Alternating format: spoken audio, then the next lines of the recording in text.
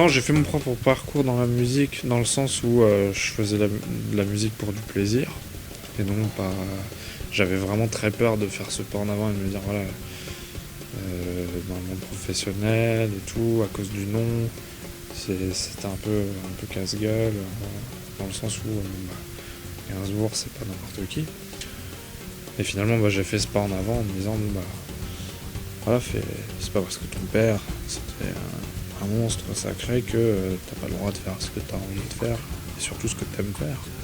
C'est-à-dire que je me suis dit, je vais faire ça pour déjà me détacher de tout ça ensuite, voilà, ça c'est fait.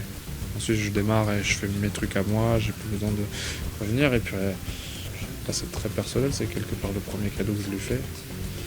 Parce que c'est vrai que je l'ai connu que 5 ans et que j'ai jamais vraiment fait de cadeau à part lui amener des fleurs. Donc c'était quelque part très symbolique, très personnel pour moi.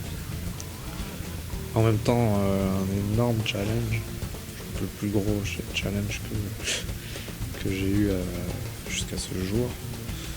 Étant donné que commencer par la musique de son père, c'est jamais facile. En plus, quand c'est Serge Gainsbourg, c'est encore plus difficile. Et en plus, quand tu réarranges, que tu mets un peu ta sauce musicale, voilà, c'est encore. Je sais pas si je pouvais aller plus haut au niveau des risques. Alors évidemment, j'avais fait une liste que j'avais préparée sur papier avant de contacter chaque artiste, et ça s'est fait un peu, voilà, je choisis un artiste et je me dis lui il chante tel style, alors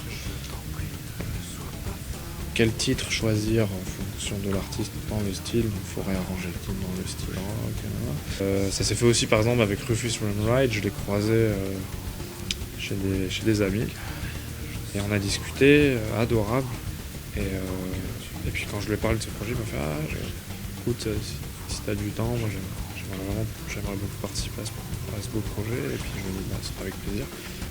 Principalement je voulais pas faire beaucoup de dates, et s'il y avait une ou deux dates, c'était Casino de Paris, et puis Clermont-Ferrand. Les autres c'est venu après. La musique de film. Quand j'écoute de la musique de film, c'est vraiment ailleurs, ça fait penser énormément à la musique classique. C'est-à-dire que voilà, tu t'exprimes avec une liberté illimitée.